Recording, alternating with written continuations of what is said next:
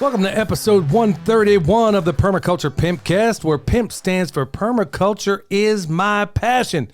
The only show on planet Earth where we discuss permaculture, preparedness, and practical living. How you doing, son? Pretty good. How are you? I'm good. This episode, as always, y'all, brought to you by Hickory Ridge Soap from TwoOldCrowsHomestead.com. Turn that simp into a pimp. Bam! Heaven's Harvest, y'all, 10% off with promo code PERMA, P-E-R-M-A.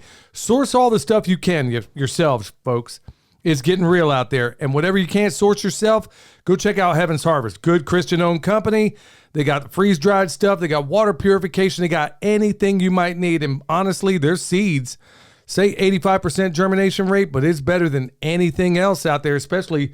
I won't go into the name, but that seed company out of California. Yeah. And there's another one out of Missouri that don't even hold a candle to the seeds. There's even one out of Asheville. Yeah. Yeah. Yeah. Oh, yeah. I forgot about that one.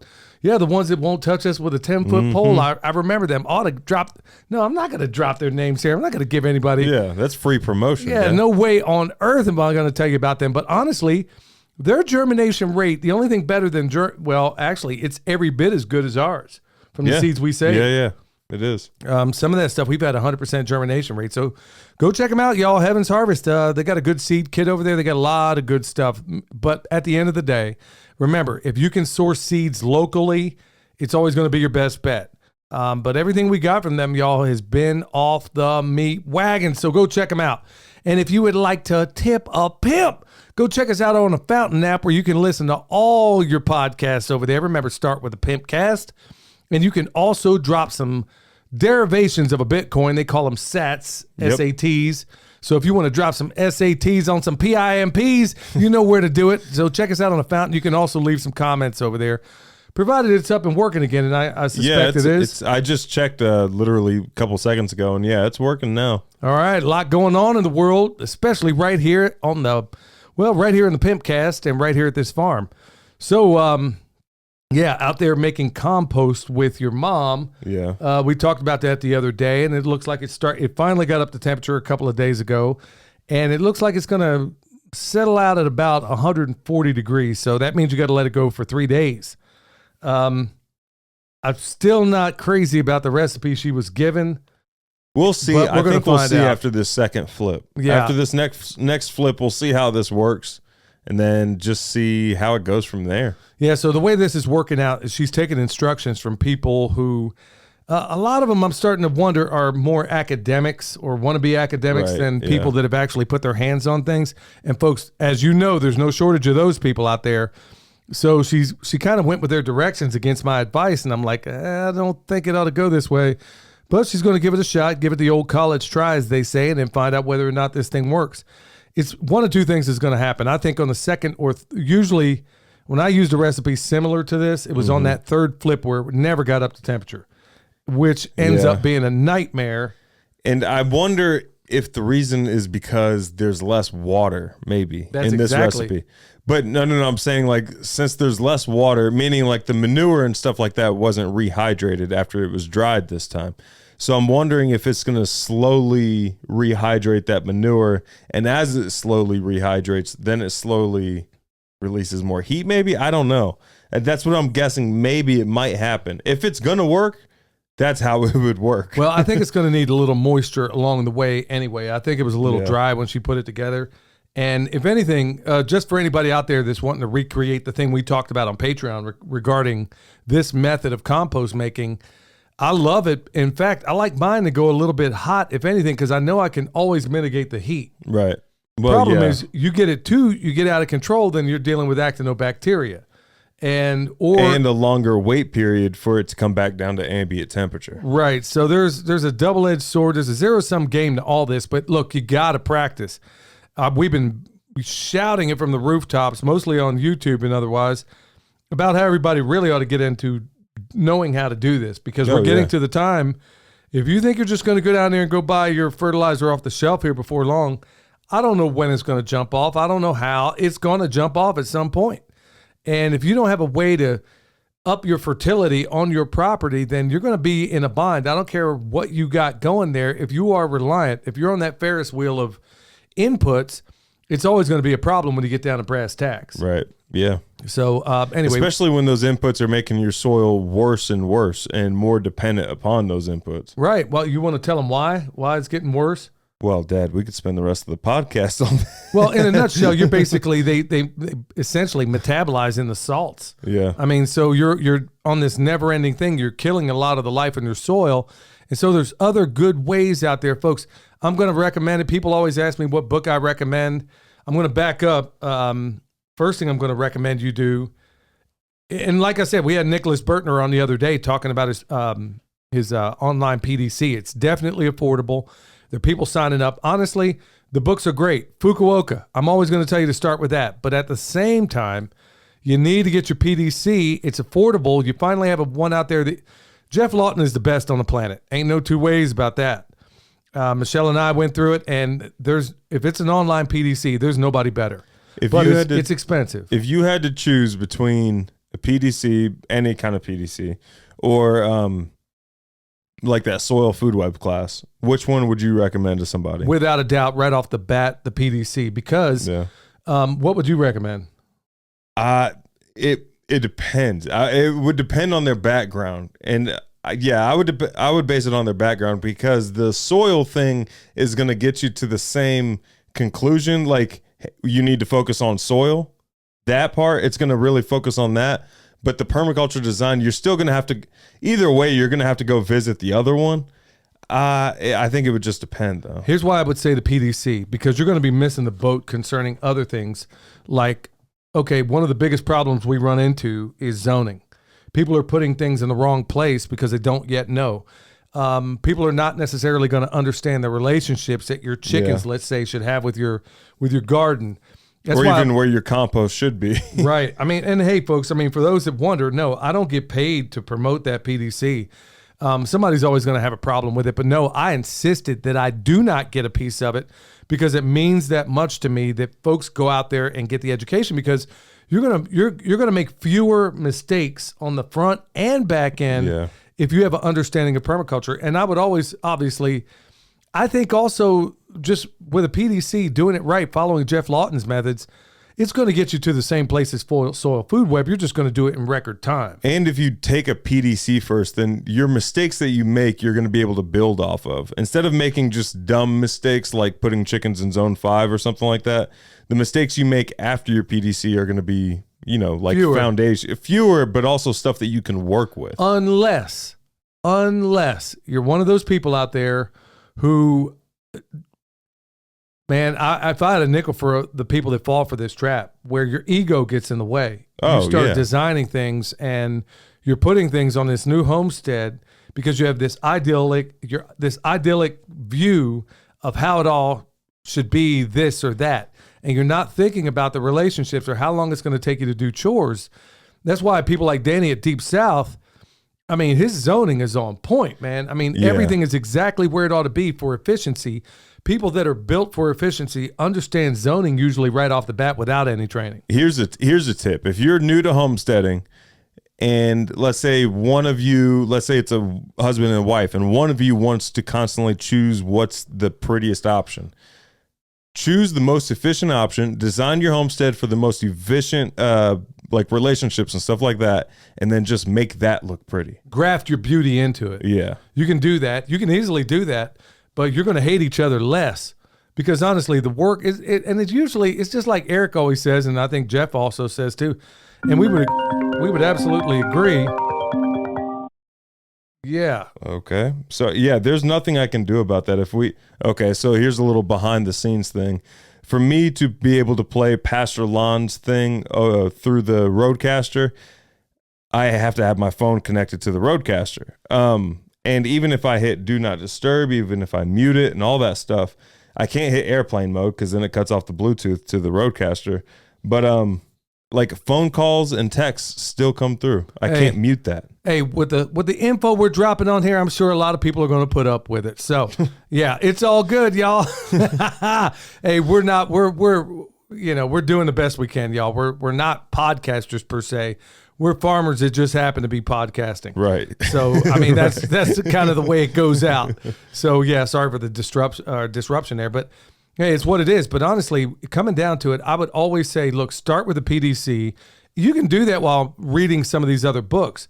I'm always going to tell you to go back to Fukuoka, look at it from the very beginning. Plus, it's very poetic, even though it's translated from the Japanese into English. There's just so much there. And it's funny how many people read that book and you miss a lot of it. I had to read it twice to really fully grasp everything he was saying, and you find the overlaps. So you'll read that book, maybe you'll read Mark Shepard's book, Restoration Agriculture, and let's say you go in, you read Permaculture 2 or whatever the case may be, and then you start making connections in your mind, these little, oh, shoot, I didn't know that kind of overlaid with this, and you make these connections. Or even what's more realistic, you read a couple of those books and then you see a couple YouTube shorts, or you read a couple of those story books, which are everywhere. They're like Tractor Supply and stuff like that. But you can pick and pull what's useful from those and apply them to your situation as well. Well, and at the end of the day, that PDC really, I'll tell you what, if that was part of the curriculum, that's one thing people might want to consider in their homeschool curriculums. Yeah, for sure. A PDC up in there, honestly. Yeah. It teaches you more about the world. It's really astonishing when you get down to it. A PDC will teach you more about how the world really functions than anything else. And if every kid out there had a PDC, they would be, it makes you less susceptible to a lot of the dumb stuff out there, I think. But also, that they're going to be fine no matter where you put them too, because they know how to make an income off waste streams. Well, that's something Eric Sider always talked about. Is that, at the end of the day, he knows you can drop him off in the woods with wet weather boots and water wings, and he's going to come out with a smile on his face. Yeah. So, I mean, that's part of what you get out of this. And there's a lot of different ways of emphasis you can put in one place. Let's say you favor animals. Well, let's say the missus favors a garden. Well, we have that same sort of thing going on here where we kind of fill in the gaps in each other's weaknesses, and we cross-train each other in the areas where the others might be weak. When we do this constant cross-pollination. Everybody's constantly learning.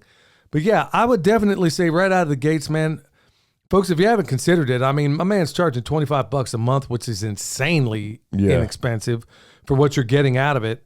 And it's honestly the best money I've ever spent. It really is. And it's not a bunch of garbage. It's not a bunch of the purple breather permaculture variations where it's like everything's a mandala garden and it's fair share and all that stuff. He teaches you actual permaculture, the way it's meant to be taught. Yeah. So, folks, if you're looking for it, I'm going to lean you back there. So go check it out.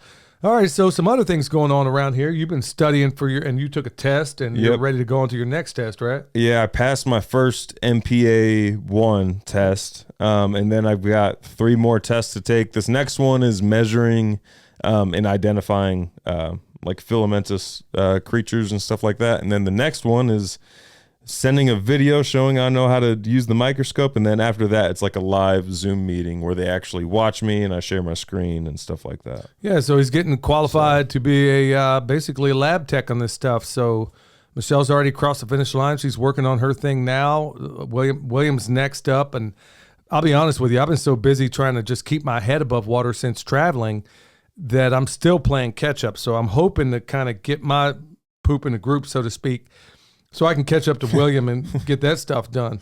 So, there's a studying, and then plus there's this other element where it's in the fall, but we're starting to kind of think, okay, we got to start gearing up for winter. Yeah. Got to get the wood over there, got to clean the fireplace, got to, the chimney and all that good stuff. Other things you got to get set up for the winter around here, because there's probably going to be a good solid 3 months where the wood stove is going pretty much full time. Oh, yeah. Well, last winter, it was like 4 months, wasn't it? It could have been. Like it started late, but it lasted long, didn't it? It seemed like it did, yeah. And then coming out of it. So, yeah, but I mean, you save a lot of money on the heat when you use wood heat to do that stuff. So, we got the electric as a backup.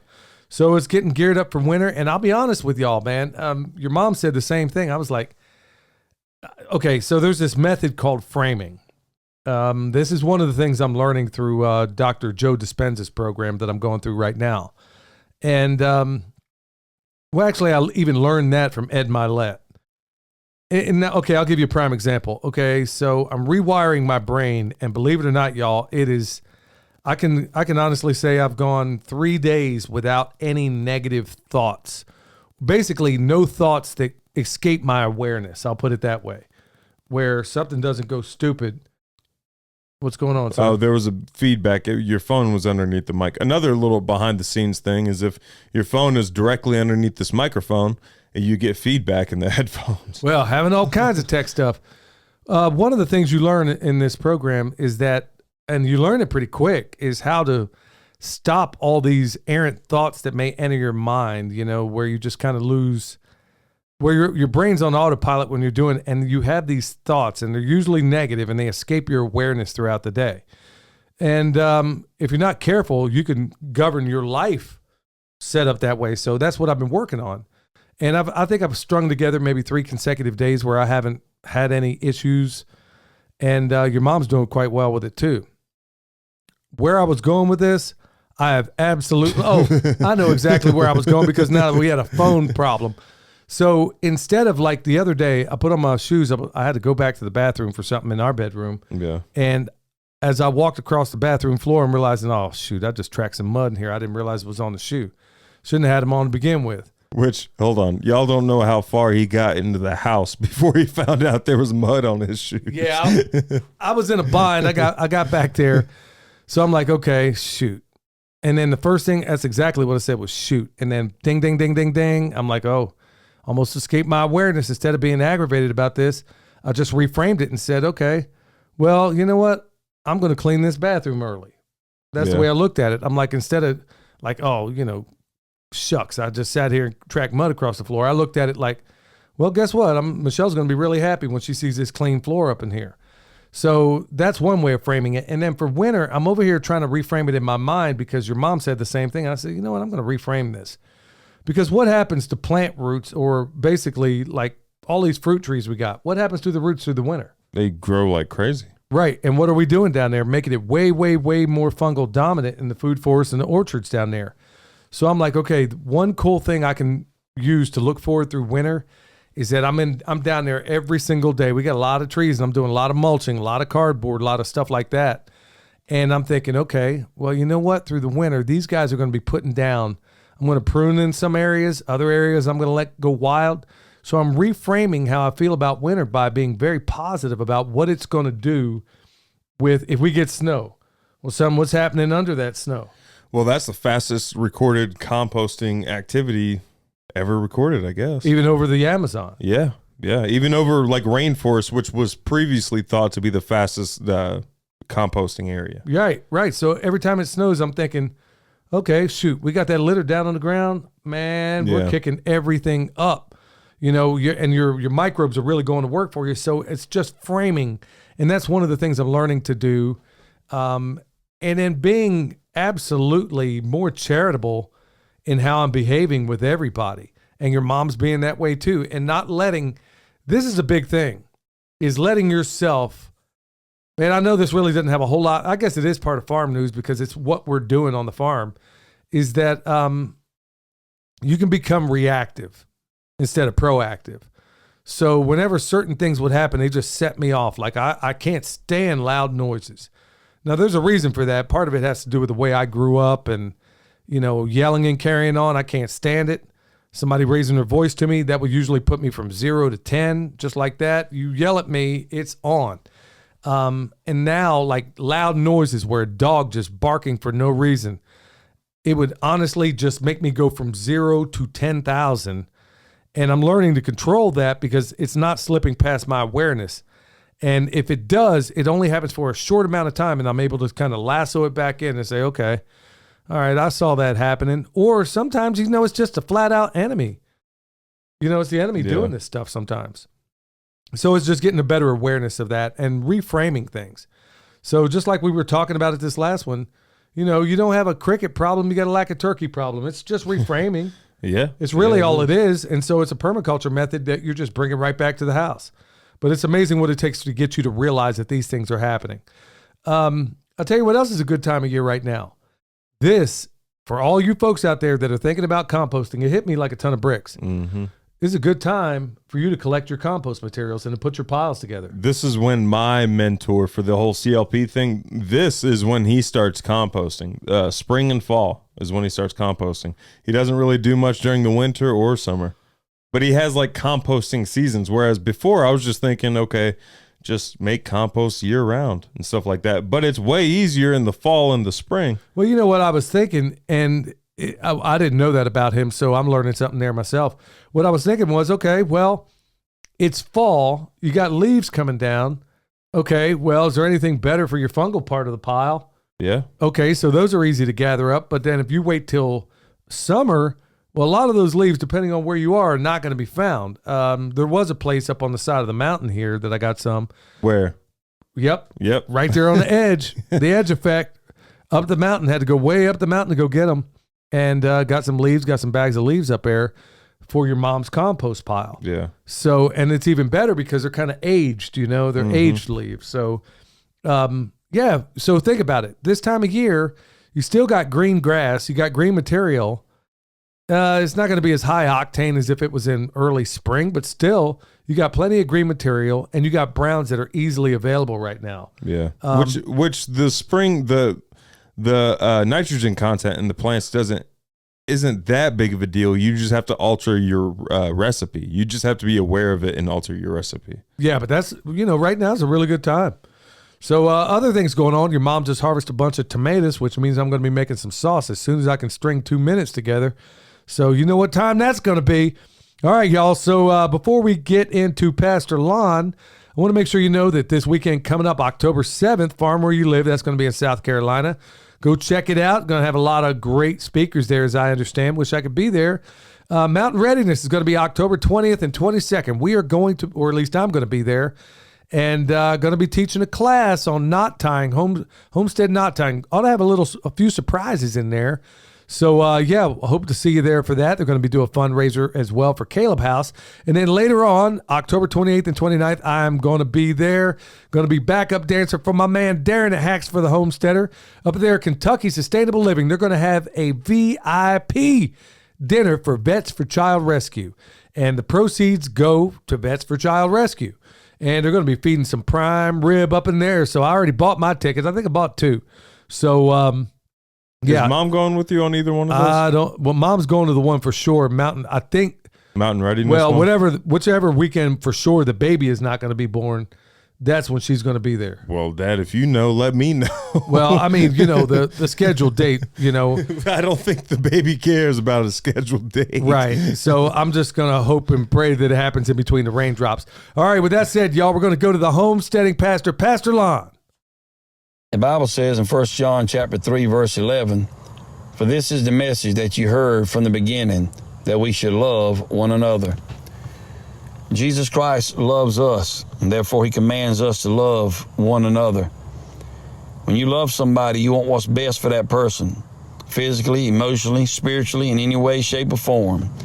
So you may have somebody in your life, if you listen to this tonight, that traveled down a wrong road and have been down that road a long time.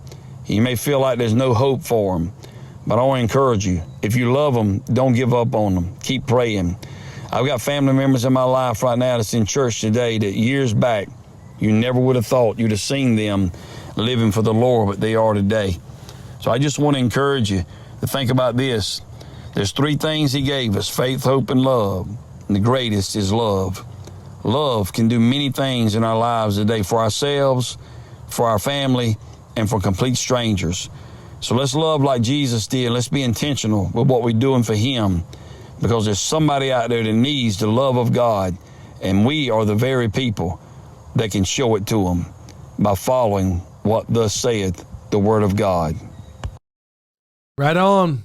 Yeah. Right on. That's one of those things also I'm getting better at is, loving myself a little bit more. I don't really have the highest, never did. And there's a whole bunch of reasons for that. Never had a high opinion of myself, but it's also, realizing that you got to love yourself. Like Eric Sider once had to really beat me over the head with the fact that people care starts with yourself. And remember, you got to put on your mask before you're on a plane. You got to put on your mask before you put it on an infant or anybody else around you. So, so keep that in mind as well. Thanks, Pastor Lon. Go check him out, y'all. All right, so formerly the good news, bad news section is just the good news section. Now, that's not to say that in the main topic we ain't going to drop it nasty, but hey, right here we got a good news section. So check this out. Greenpeace Canada. Now, the co-founder admits, quote, "We are not in a climate crisis." Oh, imagine that. Yeah. So big surprise. I'm sure people could debate that, and we got a lot of weird things going on. The thing that really blows my mind is when people are talking about, here's what I never understood. And this is why I'm going to call that good news, because it's going to make people raise their eyebrows.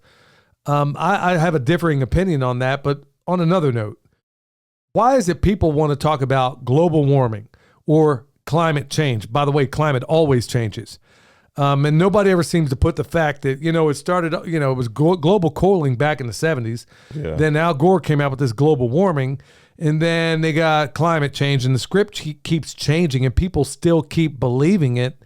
And what I don't understand is where something like that is going to be completely polarizing. What is absolutely unifying when it comes to stuff like this? What? Talk about pollution. Yeah. Just say pollution. Yeah. When you start talking about global warming and all this other stuff, you can get anybody that has any sense at all to say, okay, I don't want pollution. I don't want water pollution. Right. I don't want air. I don't want to breathe this stuff. I don't want to eat it. Don't want to drink it. You can get everybody on board with that, but it's too polarizing to call it one of these other things. Instead of calling it a climate change crisis, it should be a climate control crisis. That's what the issue is. Yeah. Yeah. I really, people that think that, we can't control the climate. Well, I invite you to go look up Operation Popeye. That was all the way back in Vietnam, and they were doing stuff even before then. So, there's a lot of weird weather going on in this world, and I'm not so sure it's not contrived. So other good news out there, breaking news, LA School District rescinds COVID-19 vaccine mandate. Over 1,000 employees who were wrongfully terminated now await justice. So they're going to get their day in court. Yeah. And so now, it's like, oh, my bad. Yeah. What about all these guys, in the military, guys and gals? I just interviewed one of them. We didn't really go into it much, but they basically had to get, they were at a long time career in there. And after 14 years had to wind up getting out. Yeah. Because they refused to be jabbed, and it's awful. Now, I do know some guys that are still in that, didn't get jabbed, but, made it look like they did. They were like 19 years in, and they're like, oh, no, I'm a sergeant major or first sergeant. Uh-huh. I'm not about to go out like this. So, didn't and said they did. There's a whole lot of people out there. But now, it's like, oh, my bad. You made everybody go out there and do this. And so now I wonder if these folks are going to get their jobs back, but at least people are starting to wake up regarding some of this. So stick around definitely for the main topic, because there's a couple of things I want to overlay with this. But also remember those ones that were pushing the jab, or the ones that were quiet about it at first, and now they're making fun of it. Now that it's like socially acceptable, now they're speaking up and making fun of it. Remember what Mark Twain said in the beginning of I'm going to loosely quote it, but in the beginning of a change, a patriot is scorned and mocked. As his cause succeed, the timid join him, for then it costs nothing to be a patriot. Yeah. So, the people that were on the front end of that, and this is, it's funny because I talk to a lot of other people that do this kind of work, and they have very strong feelings about this, but they don't express them. Right. And I'm like, okay, well, I don't know what bigger platforms than us. Yeah. And I'm like, I don't know what you're waiting on. You're hoping to get to you last. I don't know. Now, some of these people, I'm not going to force them into it or whatever. But, when you get down to brass tacks and a lot of this stuff, I don't know what we're waiting on. I don't know what we're waiting for. I'm willing to risk it all to try to save it. What did they say in the beginning? We risk our lives, our fortunes, and our sacred honor. And we are definitely not that generation anymore. And then at the same time, I do understand the people who are just, to a certain extent, kind of keeping their powder dry and acquiescing.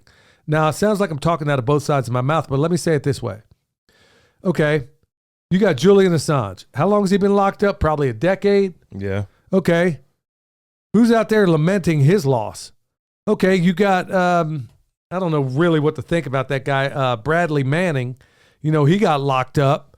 And, what did he get out of the deal? What about J. Kirk Wiebe? locked up. Bill Binney, whistleblower at the NSA, a way more consequential than Edward Snowden. Yeah. But everybody went off about Snowden. You have people that way outranked, dropped way more information than Edward Snowden. Was interviewed by Joe Rogan, though, Dad. Yeah. Oh, well.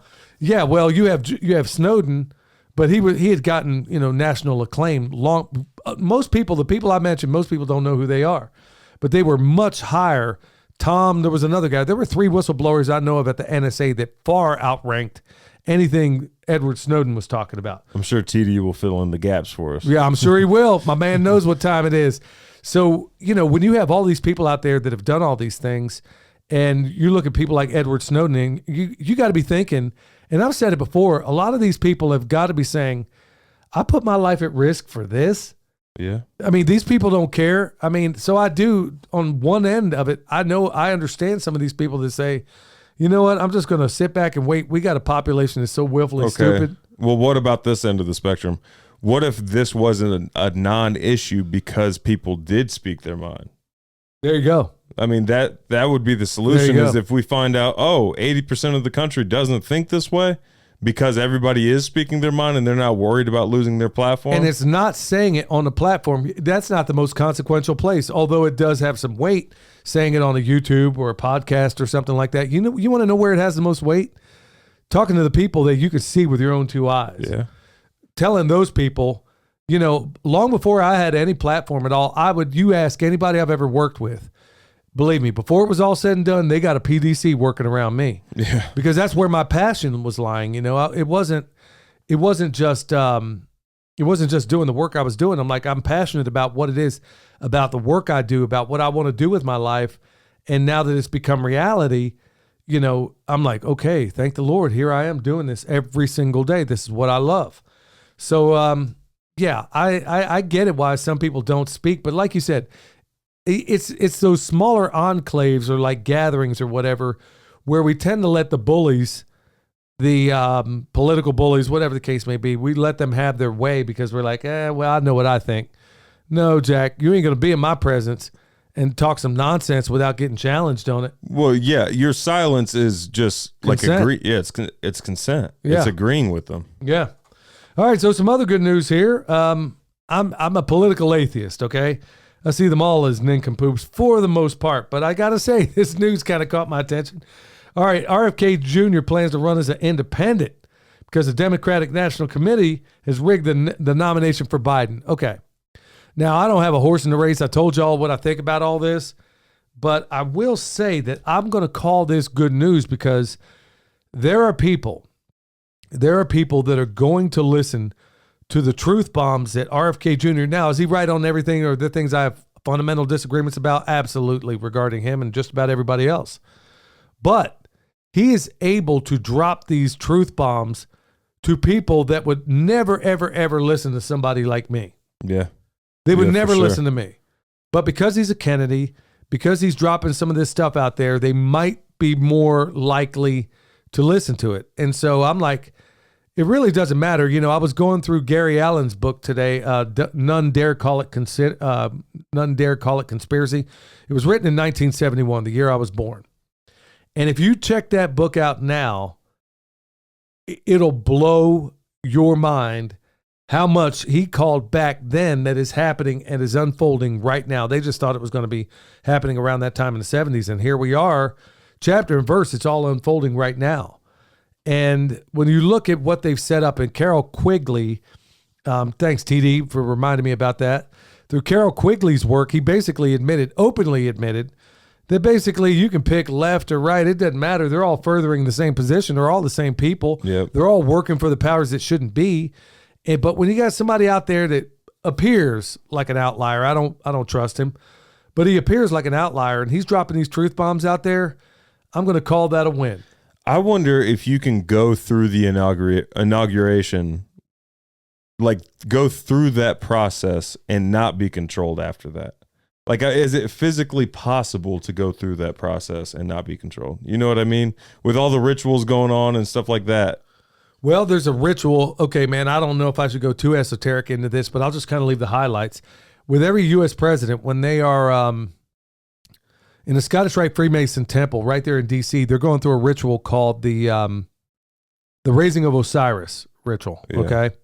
So that dome, and the Capitol dome, represents the pregnant Isis's belly, and the Washington Monument facing across from it is basically the obelisk, the phallus of Osiris. So when they chopped his butt up, the one thing they couldn't find because it was ate by a fish was his junk. So anyway, that's what that represents. That's really what the Washington Monument represents. Right, yeah. And if people knew, I mean, it's 600, okay, at the base of it. Just think about this for a minute. At the base of the Washington Monument, folks, I don't have notes in front of me, so I'm just doing this out of memory.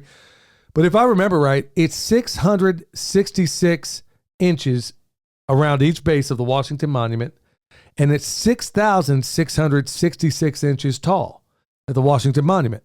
Down at the Scottish Rite, while every single president is being inaugurated, they're doing what's called the Raising of Osiris ritual inside that Scottish.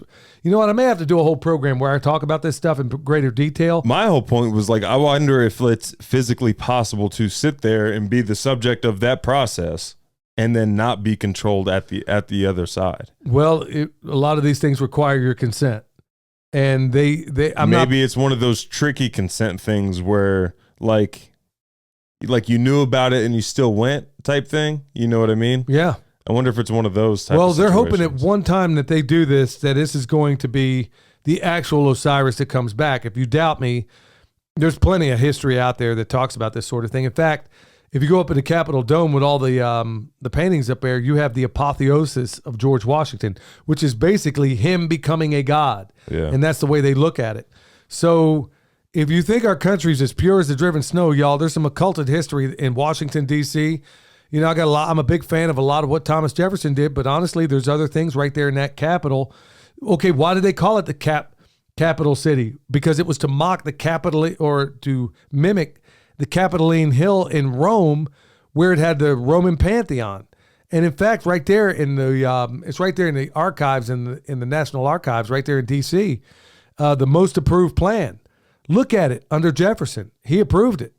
And that's exactly what they wanted. They wanted to be a home for all the gods. This is right there in black and white. So if you think I'm all wet, I got the goods. And it's right there. It's not hard to find. And it doesn't matter if you believe it or not, because this is what they believe. Yeah. Yeah. So when these things go down, if you wonder why so much is falling apart, well, folks, I mean, there's a lot of things from the very outset that really don't. I could do an entire show on the Raising of Osiris ritual alone that happens in D.C. I mean, I could do an entire show on that. And there's plenty of information out there that corroborates every bit of it.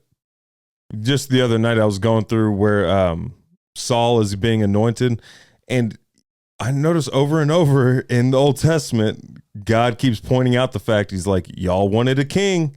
There you go. Like, y'all wanted a king. Yep. I told you didn't need one, but y'all wanted one. So here you go. And now, it seems like it just falls apart every single time there's a king. Yeah. I mean, and no matter how good, I mean, you got King David, who was after the Lord's own heart.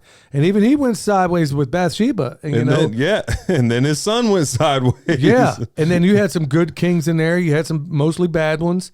I mean, man, they were even throwing their children in there to Moloch for a while there. I mean, there's a lot of insidious stuff. It goes right back to, okay, so what structure did God sanction? Okay, well, let's talk about the judges. What would be wrong with having a system like that? Which, by the way, don't throw rocks at me, but it's basically a form of agorism or agorism. Or you could even call it anarchy. Anarchy. Yeah. It's basically anarchy, folks. Despite what everybody tells you, just means the absence of government. God told him, okay, you want to do this? Here's what you're giving up. Yeah, I would love to doggone good under some judges. I want to go back and calculate like how many generations over and over it took for them to fall apart, and then compare it to like modern day. Yeah, you could do that, and it would be, man, we went really sideways on this, but you know, I don't know. Judging by what a lot of people out there tell me, I mean, they kind of enjoy when we kind of go sideways on a lot of this stuff.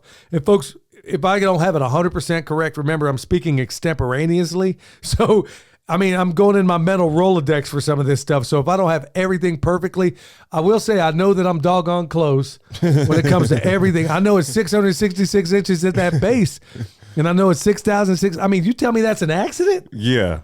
Yeah. Oh, and I've only covered the tip of the iceberg. One of these days, I'll have to talk about what's buried actually down at the base of that Washington Monument, folks. It'll blow your mind. So before I go any deeper into that, let's go and get to my man, Eric Sider. Hey, Eric Sider here with your Pimpcast tip of the day. Today's tip, plant identification. When you begin your permaculture journey, often the steepest learning curve is identifying plants and trees. Particularly if you don't have a gardening or horticulture background. It can be overwhelming. It certainly was for me. Everything just looked like a big mess of green, and forget about learning the scientific names. But I remember Jeff Lawton saying he started by just identifying the largest trees in his area, and even had someone from the Forestry Service come out and help identify them for him. They say the average kid can identify 1,000 corporate logos, but only a handful of plants and animals from the local area. And as depressing as that statistic is, it also demonstrates the importance of pattern recognition. Once you recognize the growth pattern of a particular plant or tree, it becomes that much easier to identify it, particularly at a distance. This doesn't happen immediately, but over time, it just impregnates into your brain, and all of a sudden you're just like, oh, that's an apple tree, that's an oak tree, without even seeing the specific leaf shape. Now with smartphones and AI, there's a whole host of plant identification apps out there, and they can be really useful to get started with. I know one I've been using and particularly pleased with is called Picture This. You can find me on YouTube and Instagram at Eric Sider, and if you're in need of permaculture t-shirts or a remote permaculture consultation and design, head over to ericsider.com. Bam! Yeah, if you don't believe about kids not being able to identify plants and animals, just watch Snoop Dogg's Planet Earth. That is the funniest thing on earth. He narrates Planet Earth. He doesn't know what any of these animals are. There's like otters fighting a crocodile. He's like, what are those, mongooses? Yeah. And if anybody wants a long, hard laugh, watch just Snoop Dogg narrating. It's called Planet Earth. It's probably not family friendly, son. I think it was like on Jimmy Kimmel type thing. It was on TV. Oh, well, Yeah. I mean, hey, but Eric makes a really great point there. I mean, there's a lot of good phone apps out there that can really kind of help you out with this stuff. And it's one of those things that once, like he said, you know, somebody's like, I remember asking, they were asking me about what does comfrey look like? And I'm like, dude, when you see it, it's kind of hard to unsee it. But when we see it every day, and then there's other things where he's right. I mean, that's one of the biggest things is trying to figure out what's what. And I even considered getting a degree in botany for a while there just to kind of. You could, I mean, like one thing that I've noticed just from learning plants is if you plant it, you usually recognize it and you don't really forget that plant. You know what I mean? Well, unless you plant it in the fall. Well, yeah, unless you do that. But as far as your other varieties and species, yeah, if you plant it, it seems to, or get like a little part-time job at a nursery or something like that. You're going to interact with a whole bunch of varieties. Yeah, you could do that. Or just go out there with that app and just work on 1 or 2 a week. You know, I mean, there's a lot of, that's one of my weak areas too, is that identifying, you know, when you consider the fact that so many people have died in the woods and were surrounded by things they could have eaten, it kind of gets your attention right there, you know, so you got to consider that kind of stuff. All right, thanks a lot. Check out my man, Eric Sider over there. Always great stuff from him. One of my heroes in the space. So be sure to check him out. All right. So before we get into it, remember EMP Shield, y'all, $50 off with promo code PERMA, PERMA. Your biggest threat is always going to be lightning, and their house protection is second to none. Take it from me, 25-year IBEW journeyman, wireman, or electrician, as you might call it. I've installed a lot of these over the years, and nobody even comes close with the guarantee you get from EMP Shield. If lightning gets past that and it goes in and blows something off the wall, guess what? They're going to cover you up to 25 G's. Also, they got them for the vehicles. They got them for just about everything out there. So EMP Shield, remember, I reached out to them as a sponsor. They did not reach out to me. So go check them out. $50 off with promo code PERMA. All right, let's get into the topic here. Oh, my goodness. I want to give a hat tip. First of all, Chris Emery. I'm going to be interviewing him later this week, and folks, you're going to be glad you listened to that, especially for those of you out there that really kind of dig some of the esoteric stuff we talk about. There's a whole lot of things in Oklahoma City, the place where I grew up, that you don't know about. and he knows where all the bodies forget. I mean, that's really not a class, or it's really not an intended pun, but he really does.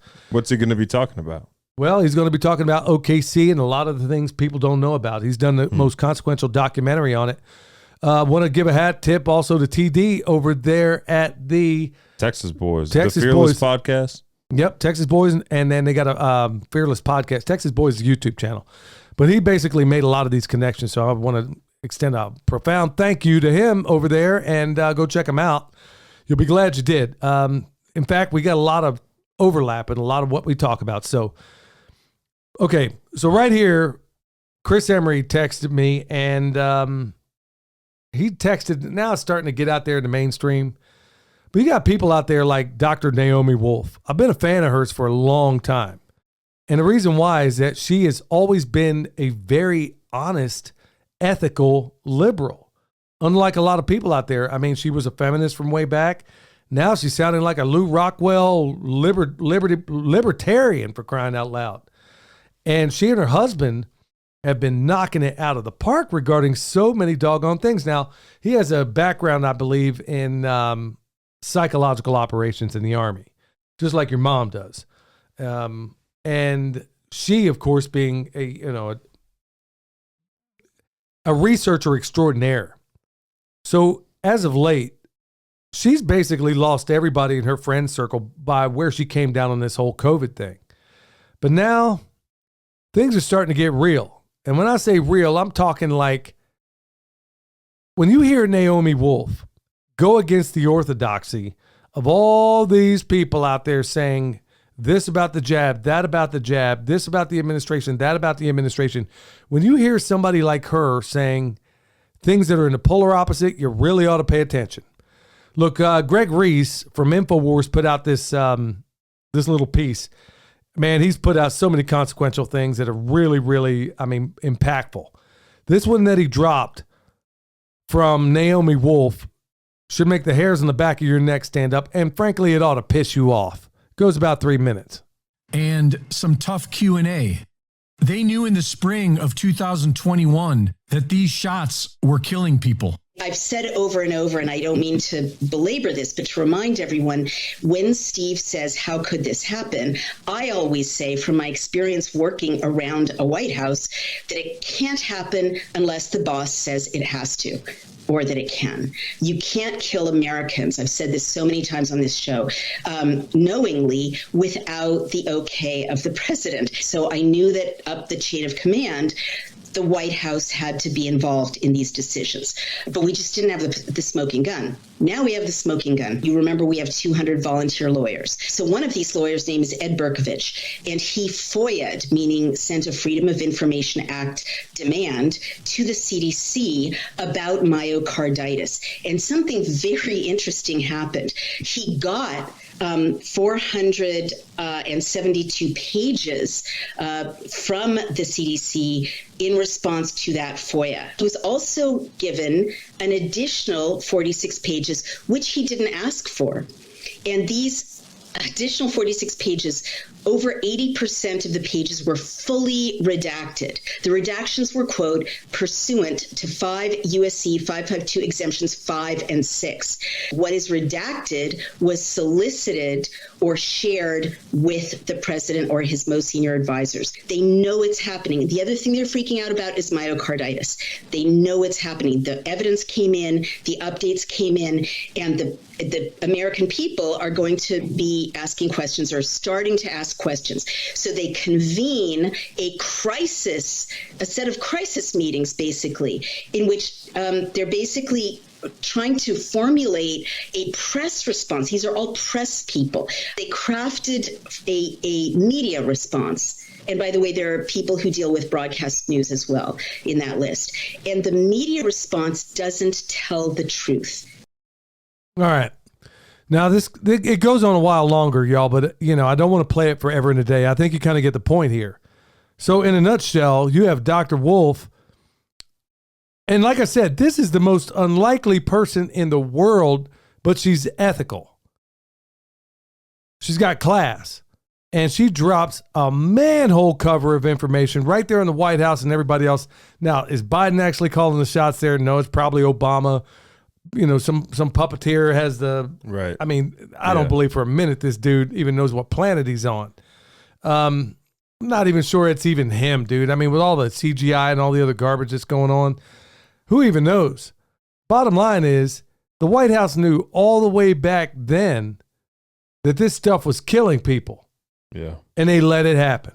Not to mention all the other... Still mandated it. Yeah. Not let it happen, but forced it to happen. Yeah, well, yeah. I mean, you basically put your seal of approval on this and, you know, hey, Trump, you ain't out of the woods either. Oh, no. Nope. You know, I mean, for all the people thinking, okay, well, who came up with Operation, whatever they call that thing? Warp Speed, yeah. Who came up with all this? Who hatched that? Whose administration started all that? And he's still taking credit for it. Oh, this is definitely getting flagged on YouTube. This is definitely getting flagged on YouTube. Okay, well, you know, hit me with your best shot, man. I really, this is what I was talking about before. I really don't care. Very few people are listening or watching on YouTube anyway, so yeah, it's all good. You know, it's all good. So I'm not, and not that I care anyway. But look, here's the bigger point I'm trying to make here, y'all. You're probably thinking, well, what on earth does this have anything to do with permaculture or anything else? Well, you kind of need a country. You kind of need a life. And honestly, you need a little bit of common sense. Here's what I'm getting at. How many different lies are these people, and they're known liars? Yeah. How many of these liars, how many people are going to keep believing these people before you finally wake up? I brought up Chris Emery, who did that documentary on Oklahoma City called A Noble Lie, which everybody ought to check out. You know, and by the way, the commission report, the Oklahoma version of it, of what really happened on the Oklahoma City bombing just happened to come out on the 9/11. How about that? Got overshadowed. You know, 9/11 commission. Anybody believe that? You ever look at the information in there? Okay, let's go a little further back. What about the when Kennedy was killed? How about the Warren Commission? Anybody believe in that? Does this seem worthwhile? Or it doesn't even have to be anything that serious. Like, just click, like, put on Fox News right now and, like, stop when you finally believe something. Like, anything that they're saying. Yeah. It could be day-to-day news. They're constantly lying. Yeah, it could be fixed news. It could be MSNBC, CNN. It doesn't matter. They're all just telling a lie from another perspective. And they get a one person on there every once in a while that may drop a little bit of truth. That's called a limited hangout, okay? They're all Operation Mockingbird prostitutes, and that goes all the way back to Alan Dulles. Go look it up for yourself. But what I'm getting at here, son, I can kick it all the way back. I mean, if anybody wants a history lesson on this, I can go all day. But I'm saying, how many different times has the government said, okay, no matter what they said, has been proven a lie? Right. Every single time. Okay, what about, like I said, I'll keep going. Oklahoma City, the official story, a lie. Kennedy assassination, a lie. Vietnam, a lie. World War II, lie. World War I, lie. All the way back, I mean, how many different, and then all the other things that have come along the way, lie after lie after lie after lie. Folks, I'm saying all this because you know what? They're going to start ramping up the lies even more. There was a former CIA chief that said, you know, you'll know our I'm going to loosely quote it, but basically, you know that we hit the finish line on our disinformation program when everything the American public believes is false. Do you think we're there? I think we're getting close, but I don't think it's as bad as maybe as it seems just from like social media and stuff. I don't think as many people are crazy as we might think. No, I agree. I think it's a little skewed because we're so close to Asheville right now, but I don't think there's that many crazy people right now. Well, that's what I love about going to these festivals, and then you realize, okay, man, there's a whole lot of sane people up in here, man. There's some really awesome people here. Yeah. But on the same token, you know, there's always going to be that detachment of us. Like, I got family members, y'all. For example, I won't say who, but there's been family members, and they're on board. You think that you got them understanding, hey, this is poison. Don't mess with it. Yeah. And then next thing you know, they talk to the next door neighbor, and it's almost always, and I'm not picking on women here, but that's usually how it goes down. Fear's contagious. Well, there's not that, but it's basically women are consensus builders for the most part. And so They hear a lot of other women talk about it. They hear Oprah talk about it, and they're thinking, oh, shoot, I'm going to rethink what I was thinking about that. Guys do it in their own way, too. It's just, in this particular case, it just happened to be a woman. Thought you had her on board. Next thing you know, she's a step away from getting this doggone thing for nothing. Yep. And then you got to go through it over and over and over again. And I'm like, okay, look who's telling you this. They are profligate liars. Stop believing them. Look, if they tell you, go do this, look, I'm not going to tell you what to do. I'm going to tell you what I'll do. It's going to be the polar opposite of whatever they say. Yeah. Yep. Like I said, and I've said it 1,000 times, if you had anybody that lied to you 1/100th to the extent that they do in government, they could tell you the sun rose and you would go out and check. So why is anybody believing these people? So when they pull this next one, and it's in the works right now. I mean, for crying out loud, you can see it. Yeah. They're in the works right now, kicking it off. And you see everybody starting to, I mean, it's like a sacrament wearing this stupid mask. And you're seeing it come out of the blue. And then we're going to be right back on the high horse again. This time, I got a feeling people are going to start cussing people out. No, yeah. The bullies that are telling people, hey, you got to put on a mask or whatever, or, you thought you're going to, okay, like that coffee shop that I'll never go to again. Yeah. Yeah. The one in town. Yeah. The only coffee shop in town. Yeah. I ought to go out there. One of these days, I might go out there and pick at them just for GP, But honestly, the way they treated me, and this was after everything, I'm like, come on, man. I didn't forget those people. I will forgive them, but I'm not going to give you my business. I've been there recently. One thing I've noticed, there are no more college kids working there. They're all like maybe middle-aged women, like 30-year-old women and stuff like that. There's no more college kids working there. Yeah. Well, and stuff is out quick. Oh, really? Yeah. Well, we'll see how all that pans out for them. But, what I'm trying to point out here, y'all, why are you trusting known liars? We keep going back to this. Look, okay, I understand you got duped, some of you, maybe this first time out. I get it. They did a full court press on the fear. But we're past that now, or we ought to be. And I'm going to highly encourage everybody out there, just consider the polar opposite of whatever the prostitutes in the media tell you, whatever the pundits tell you on Fox News, or whatever the politicians tell you from the podium. Just think about it, because we are getting to a point where I can't remember the last time anything I've been told officially has been true. Well, not in my lifetime.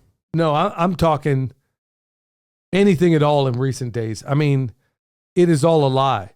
So folks, consider that. We're getting into that time. And the reason why this matters is that now they're going to be telling you all kinds of stuff concerning your food. They even lie to you about the daily weather. That's a good point, son. They lie to you. They lie to me every single day. I check every day on that app. Yeah. Yep. Every day. All right. We're going to go to Keith Snow right now, y'all. I got to get away from this. Hey, Chef Keith Snow with HarvestEating.com. Wanted to give you a very, very simple yet amazing dessert that is perfect this time of year as the melons and watermelons are coming to the end of the season. This is a great way to use them. And a little short story, I made this dish for a meal in Dijon, France back in 2012.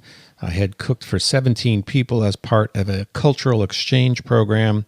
And I think they had 6 or 7 courses from me and my team, some pretty fancy food. And the thing they were all talking about was a salad that's very similar to the one I'm going to tell you. So that was a surprise to me, but a testament to how good simple and fresh ingredients can be. So what you're going to want to do, and hold on, this is extremely complicated. You're going to take a melon baller, about a 3/4 of an inch melon baller, and you're going to get the highest quality watermelon, honeydew melon, Israeli melon, cantaloupe, whatever you can find. And you're going to make melon balls and place them into individual bowls and keep them cold. When it comes time to serve, you're going to squeeze fresh lime juice. Now, just to make sure that that came out of the speakers correctly, I did not say lime juice out of a little green plastic bottle. I said freshly squeezed lime juice. When you have that lime juice, you sprinkle it over your melons, toss it together, and serve it just like that. You will have something that people are like, wow, what is that? That's amazing. So I hope you give this a try and become familiar with using high quality ingredients in very simple preparations and also at their peak of freshness. I want to encourage everyone to go over and get a pound of Brown Duck coffee over at harvesteating.com, and also check out my podcast. And thanks to Billy, William, and the Permaculture Princess. Take care, everyone. Who else just found out Dijon was a place in France? I thought it was just the mustard. I didn't know it was the whole place. I thought it was the name of a guy in the hood. I thought it was a character from the Proud Family. I actually worked with a dude down in Texas. His name was Dijon. Oh, but it was spelled Dijon. And I'm like, hey, bro. You remember the Proud Family? There was Dijonais, there was Paprika, there was all those kids. Yeah, man. They had all the crazy sounding names. Odd but that sounds pretty awesome, man. Like a little melon baller, what he's talking about. Yeah. And, you're getting at that point where that's what I love about Chef Snow, man. He's actually, okay, so for all those people pulling those late melons out, man, right now is a good time to really put some of that stuff to use. Man, I never thought about that. It sounds awesome. Mm-hmm. Yeah, freshly squeezed lime juice. Yeah. Huh. I have to eat that watermelon in private, man. I ain't about to fill it. You don't want to do a video, Dad? Yeah. Oh, man. Yeah. Let's just go ahead and fill all the... Son, whatever happened to the one where Chef Snow's telling this guy about his chicken? Yeah, Dad, I need some context. I don't understand what's going on with that. We're going to have to sit down and talk about that. Okay. So we'll cover that later, y'all. Yeah, a little disjointed right now. We have some tech issues. My end of things so you can understand the confusion. Yeah. It's like I'm in the middle of a conversation and I didn't see the beginning. Well, all right, y'all. So we'll get on to Harvest Right. That's our latest sponsor. And if you need one, we got a link for it down below. Remember, you can buy the freeze-dried stuff or you can make your own meals, which I think is always the best way to go about it. So we got a link for that down below. All right, with that said, we're going to get into the Q&A. We got Daryl over here. He says, your pimpness, I said it before and I'll say it again, with great power comes great responsibility. You and your family's superpower is understanding. Here's my point. Permaculture 3 core values and 12 permaculture design principles are perfect. Basically, what he's saying here in a nutshell is that we ought to be teaching that stuff on here, and we'll try to find a way to graft that in. Yeah. We'll definitely try I to find think people like that in. type of information and stuff. But that type of content just takes us, a minute to sit down and plan and kind of almost script, because there is a lot of information to pack in. Yeah, that is a whole lot of stuff to get in there. Yeah. Got one from the Fountain app. Got one from TD, the Texas boys. Regarding reprogramming your response, I think it was something Jim Rohn said, be a thermostat, not a thermometer. One sets the temperature, the other one tells the temperature. This is the difference between responding instead of reacting. Yeah, that's a really good way. Man, Jim Rohn. Really got to go back and check out some of his stuff again, because really there's a whole lot of awesome overlap over there. And it's those self-help things out there, folks. Really ought to take a look at it. Thanks, TD. I mean, that's some really good advice. I mean, that's really what we ought to try to be a little more of. All right, so Matthew says, just ordered your book. I can't wait to read it. Thanks for all you do and the information you share and the ones who inspire me in permaculture. I work on a permaculture farm that teaches and practices rotational grazing, and I'm planning on getting my PDC next summer. I'm hoping to someday teach some basic introductory classes once I get my PDC under my belt. You know what? Hey, Matthew, I think that's a great idea. But also, you're doing the right thing where you're putting your hands on it at first. There's been this phenomenon where a lot of people will go through, get the PDC, and then go out teaching immediately, trying to tell farmers that have been in this space forever and a day that everything they're doing is wrong. Right.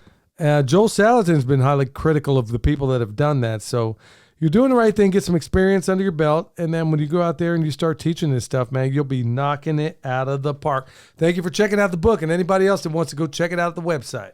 Got one from XX Django on the Fountain app.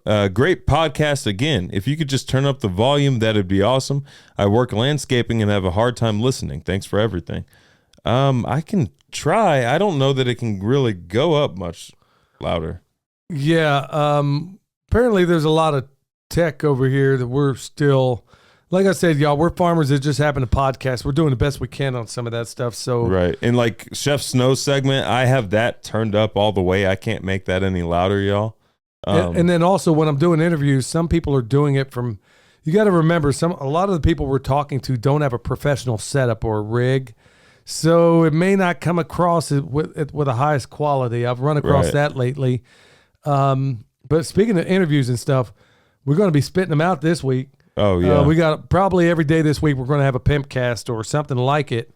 A lot of information out there. And I'll be honest with y'all, I hate sitting on a podcast that I just did with somebody, because I never understood this, that some people who are in this space, they'll sit on a podcast for going on several months. Oh, yeah. And then it's no longer relevant by the time you get around to play it. I think it depends on the podcast that you do.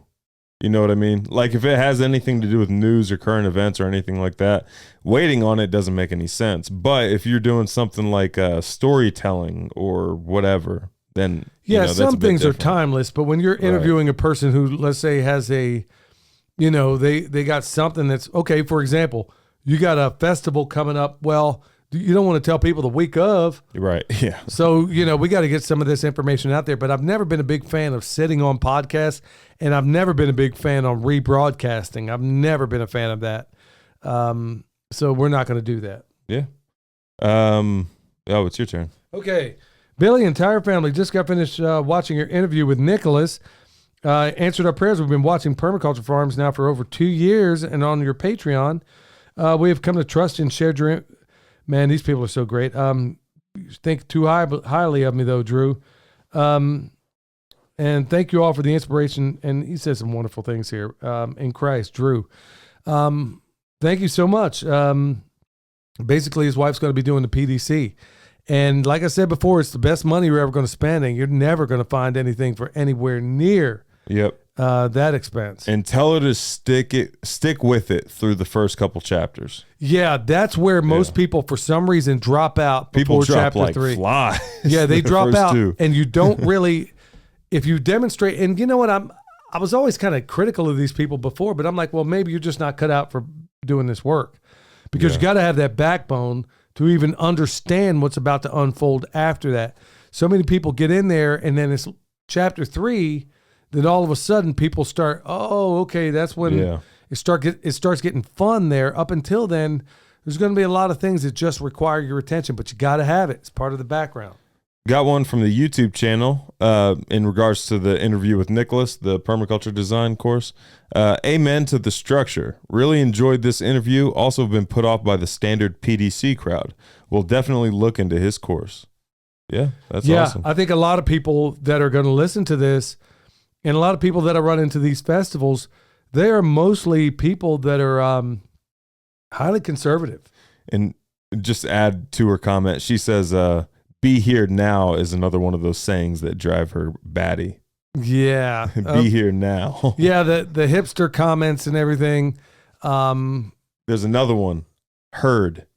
Whenever you're telling somebody something, like, and you're looking for affirmation or something like that, and they'll just say heard. That's another one of those hipster comments. I'll tell you the thing. Like, I know you heard me. Do you understand it? Yeah, well, here's one that really bothers me, man, and it's just the syntax.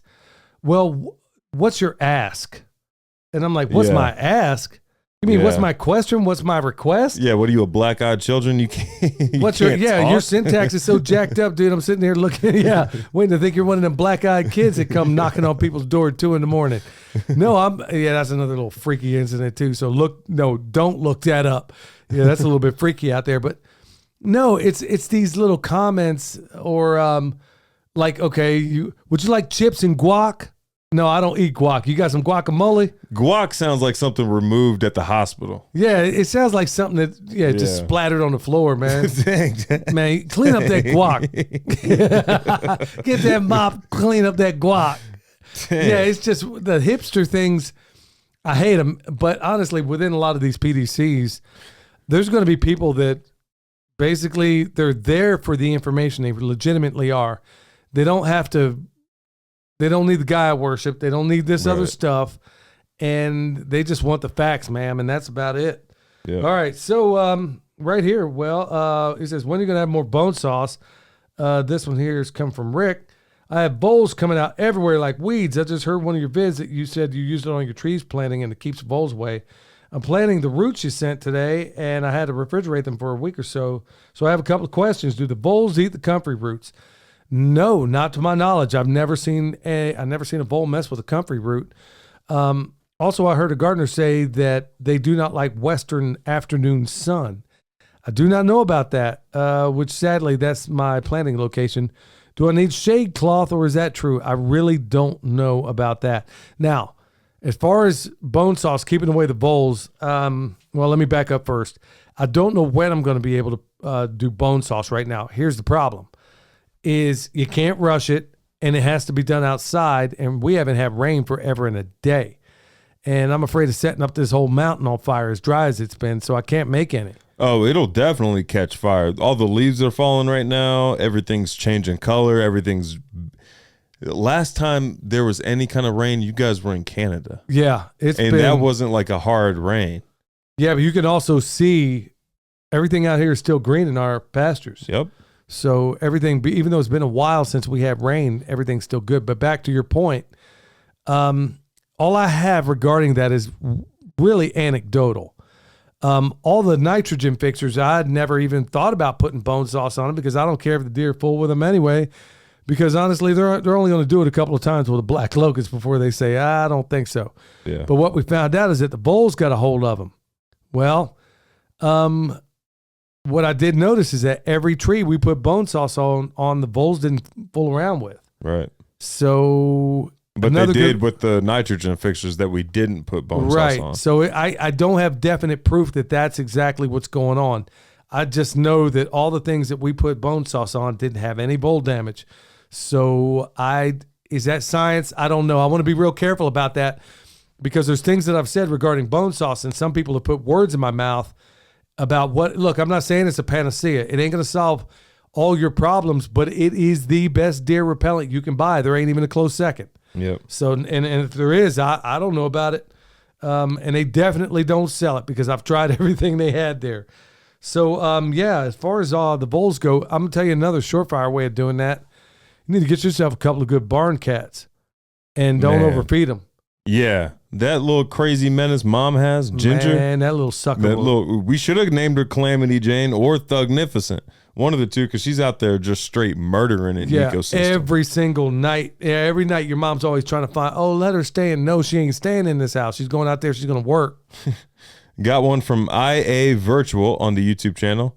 I love y'all so much. You're the only people that put together my faith, my love for weird and esoteric history when looked at from a biblical worldview, while also looking at God's creation at a microbiology level and how everything works together, while also actually walking the walk and talking about it. Y'all are the next level in my opinion, and I appreciate you more than you know. I hope we're neighbors in heaven. Oh, and yes, please try to interview Nathan Reynolds. His knowledge and testimony is already awesome. Did it. Already reached out to him. I mean, first of all, thank you so much for the kind words. Yeah.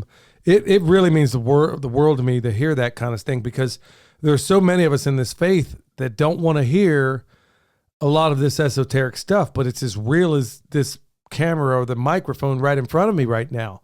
It's all very real to me. This is not, we wrestle not against flesh and blood, right? We got this invisible realm out there that exists. And there's a lot of other things out there that exist. But Nathan Reynolds, so I reached out to this guy. He was on, apparently he's into permaculture as well. Oh, wow. And he was from one of these bloodline families. And I've been going through his book. Yeah.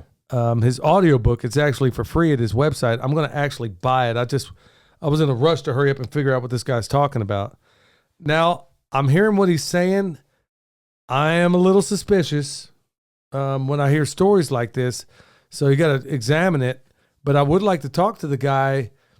There's a couple of things that give me pause that I'm thinking might be red flags regarding some of the information there, because I am so studied in a lot of this stuff. I'm hearing, I don't want to poo-poo any of his information until I examine it all, but there are a couple of things that are giving me pause about this guy. But he is an extraordinary communicator, and I would like to examine this information a tad bit further because there's a couple of things that are, I'm not saying the guy's lying. I'm just saying there's a couple of things that are red flags. So yeah. And what I mean by that, when I say red flag, I'm saying on my end, that just means I need to examine it more. Yeah. But I'll tell you privately off the air. Okay. But anyway, yeah, that's somebody I want to try to get on here. I reached out to him, haven't heard anything yet, so we'll keep trying. Got one from Skylar Tabbert. Does it help the channel more if I watch on YouTube rather than Spotify? Take your pick, whichever one you want to do. Spotify helps the podcast algorithm more. Whereas the YouTube, I would say Spotify probably, but whatever is most convenient for you. That's why we're on both platforms. And it's going to be helpful if you can go ahead and if you haven't left reviews out there, y'all, please do. Please put in your 5-star reviews. And we love all these wonderful comments. If you would also put them in the form of a review, because ever since we talked about Operation, which one was that? USS Liberty. USS Liberty, yeah. Ever since we talked about that, yeah, everything kind of came to a halt. So the only way to get this freight train moving again is going to be your help. And at the end of the day, if we don't get another subscriber or anybody else, I really don't care. I mean, I'm pretty doggone happy with the audience we have now. Yeah. Got the last one from Old McDonald Homestead. Hey guys, I've been catching up on a few of your older Pimpcasts and listened to an episode where you guys didn't seem to think gummy berries are nitrogen fixers.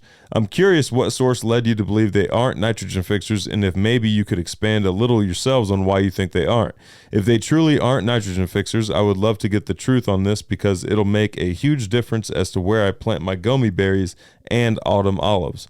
Also, would you mind giving a quick list of your favorite nitrogen fixers? Thanks for your help. God bless. Well, autumn olive for sure is a nitrogen fixer. Right. Now, Yeah. that thing with the gomi, man, I swear I wish I had a better answer for you because honestly, as many sources that tell you it is a nitrogen fixer, well, you'll find equally as many telling you it isn't. Right.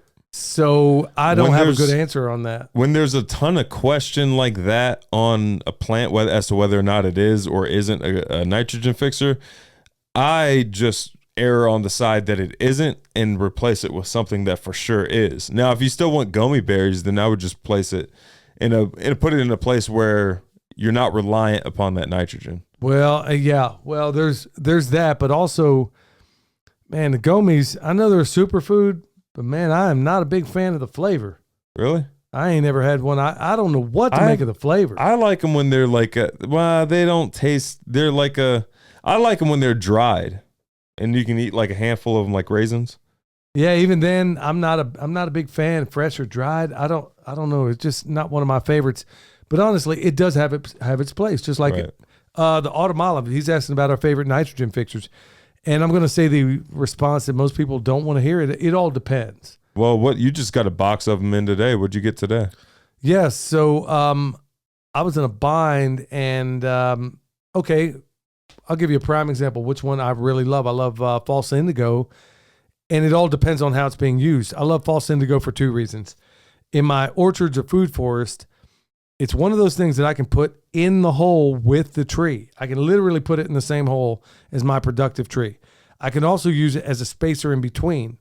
It can take a whole lot of abuse, but unlike some of the other black locusts that we put in the line out there, I can't chop and drop a black locust in a food forest. Right. Well, you can. It just ain't gonna break down as quickly. It's going to take forever and a day to break that down, unless it's green. I have found out that if you can get it while it's green, then it will break down. But once it turns woody, hold on to your hat. It's going to be there a long, long, long time. And don't drop it anywhere you have to kneel down. Yes. And I paid the piper on that too. So have I. And so has Mom. Mom was not happy with you that one time. Yeah, man, you're going to take a beating on that thing, and good luck trying to get it back up after you put it down, because now everything's grown into it. But as far as my favorite, now just keep in mind, it all depends. You know, there's nitrogen fixing overstory, nitrogen fixing understory, nitrogen fixing shrubs, nitrogen fixing ground cover. We use all those, and it really all depends. But I think if maybe you're asking in terms of trees, at least in this part, man, I really love using red bud because they're pretty. And I got this new false indigo. I can't remember the name, but it's got a blue a bluish hue to it. So it's just to add a little bit more color where I'm getting the nitrogen out there. That's a cool thing you can do with the nitrogen fixers too, is add things in there that are going to be, whether it's in the fall or whether it's in bloom, something that's going to add some more color out there. Right. Yeah. That's another little trick you get from Jeff Lawton too, where you can almost confuse the bugs and it favors your pollinators. Yeah. So your harmful bugs, it kind of confuses them, but your pollinators say, oh, okay, yeah, that's someplace I can hang out. You got a favorite, son? I think it depends on where you live. I mean, like Stefan Sokoviec, his favorite is clearly honey locust. For a long time, our favorite here at the farm, favorite to use, was black locust. It was the most readily available. You could also do mimosa, though, because those grow quickly and you can chop them back every single year. And you can plant it in the same hole, like you said, with the false indigo. But the mimosa, I think, is edible to your ruminants. Right, stuff. but people are going to trip because, mimosa is going to get out of control. It's going to be this. It's going to be that. Well, if it's already there, you're like Greg Judy taught one time. I remember in an article he wrote in Stockman Grass Farmer, where he's like, look, okay, call it invasive all you want, but you got animals that'll eat it. Right. Yeah. So, you don't have a problem with autumn olive. You got a problem with a lack of sheep. So it's all a matter of how you frame it. All right, y'all. So really frame, especially considering the main topic today, on the ways you need to stay alert, stay alive.